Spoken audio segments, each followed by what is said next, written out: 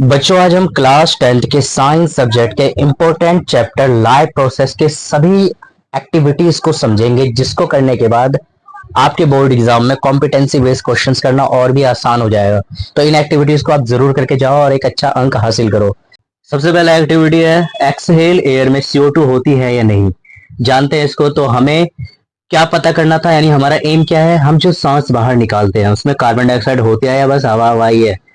तो देखो, सामान क्या चाहिए इस एक्टिविटी को करने के लिए। 2 टेस्ट ट्यूब, चूना वाला पानी यानी लाइम वाटर, उसको नींबू पानी मत समझना। एक स्ट्रॉ चाहिए जिससे हवा निकाल सके।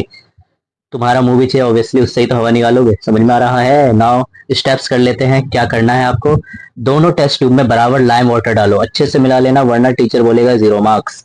एक टेस्ट ट्यूब में स्ट्रॉ डालकर मुंह से हवा मारो, बट जोर से मत फूंक देना वरना पानी मुंह में आ जाएगा।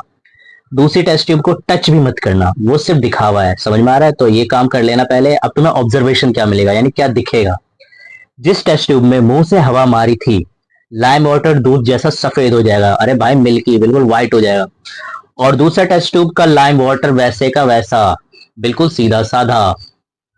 तो निष्कर्ष क्या निकलता है, मतलब क्या निकला इससे, तुम्हारा सांस जो है, तुम्हारी सांस में सिर्फ ड्रामा नहीं, एक CO2 भी होती है। जब CO2 लाइम वाटर से मिलती है तो वो उससे मिल्की बना देती है, मतलब साफ साफ एक्सहेल्ड एयर में CO2 होती है। तो हो गया हमारा प्रूफ। समझ में आया। नाउ दूसरा एक्टिविटी। इस एक्टिविटी में क्या करना है, फोटोसिंथेसिस के लिए लाइट जरूरी है, ये पता लगाना है। तो हमारा एम क्या है, क्या बिना रोशनी के फोटोसिंथेसिस होती है। जानते हैं इसको। तो इसके स्टेप्स क्या है, एक हेल्दी ग्रीन प्लांट लो। घर का मनी प्लांट मत तोड़ लेना भाई, नहीं तो मम्मी बहुत मारेगी। एक पत्ते को एल्यूमिनियम फॉयल से कवर करो। प्लांट को सनलाइट में रखो कुछ घंटे। अब आयोडीन टेस्ट करो, जो स्टार्च का टेस्ट होता है। ठीक है। आयोडीन टेस्ट करने के बाद हमें ऑब्जर्वेशन क्या मिलेगा, फॉयल वाला पार्ट ब्लू ब्लैक नहीं होता क्योंकि उसमें रोशनी ही नहीं मिली। तो कंक्लूजन क्या निकलता है इसका, प्लांट भी कहता है no light no food bro. Now अगला एक्टिविटी क्या है, फोटोसिंथेसिस के लिए CO2 जरूरी है, यानी हमारा एम क्या है इस बार, CO2 चाहिए या नहीं फूड बनाने के लिए। स्टेप्स देख लो उसके। एक पॉटेड प्लांट लो, यानी गमले वाला पौधा, उसका एक पत्ता एक एयर टाइट कंटेनर या एयर टाइट बॉटल में डालो जिसमें KOH हो, CO2 को एब्जॉर्ब करता है। समझ में आ रहा है। दूसरा पत्ता ओपन एयर में रखो, दोनों पत्तियों पे आयोडीन टेस्ट करो।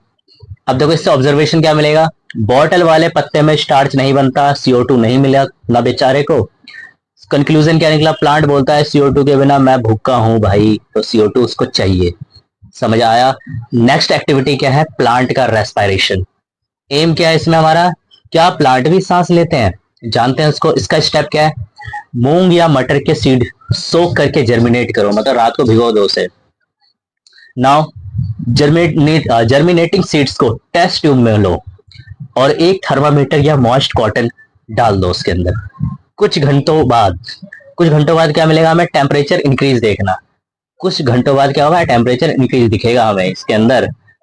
तो इससे ऑब्जर्वेशन क्या आया है, जर्मिनेटिंग सीड हीट प्रोड्यूस करते हैं, मतलब रेस्पिरेशन हो रही है। तो कंक्लूजन क्या निकला, प्लांट भी कहता है मुझे भी ऑक्सीजन चाहिए बॉस, ताकि वो जिंदा रह पाए। नाउ बारी है अगला एक्टिविटी का, human saliva and starch. Aim क्या है इसका, क्या सलाइवा स्टार्च को तोड़ता है। स्टार्च क्या होता है, हमारा कॉम्प्लेक्स कार्बोहाइड्रेट है, तो क्या इसको तोड़ेगा। स्टेप्स क्या है इसके, देखो 2 टेस्ट ट्यूब लेना है आपको, दोनों में स्टार्च सॉल्यूशन डालना है। एक में सलाइवा डालो, दूसरे को वैसा ही रहने दो। दोनों को वार्म रखना, गर्म रखना।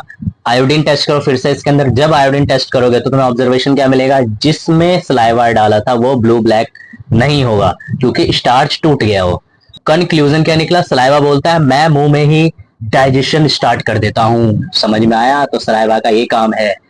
नाउ अगला एक्टिविटी है बूजोस कंफ्यूजन ऑन न्यूट्रिशन। इसका एक कंफ्यूजन है, एनसीईआरटी में है एक हाइपोथेटिकल डिस्कशन, जिसमें बताया गया बूजो कंफ्यूज होता है कि अगर हमें सब कुछ मिल जाए ग्लूकोज से तो क्यों हम अलग अलग फूड खाते हैं।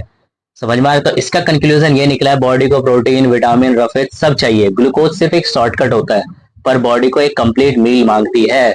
नाउ अगला एक्टिविटी है अंडरस्टैंडिंग ब्लड फ्लो। इसमें एम क्या हमारा, देखना कि ब्लड कैसे एक ही डायरेक्शन में फ्लो करता है। स्टेप्स है, अपनी किसी फिंगर या रिस्ट की वेन्स प्रेस करो और रिलीज करो। एक साइड से प्रेस करने पे वेन का बल्ज दिखेगा, यानी वेन्स जो है तुम्हारे वो फूल जाएंगे। इससे हमें क्या ऑब्जर्वेशन मिली? ब्लड वॉल्स की वजह से एक ही डायरेक्शन में जाता है, रिवर्स गियर अलाउड नहीं है। कंक्लूजन क्या निकला? वेन्स बोलती है वन वे ट्रैफिक ओनली।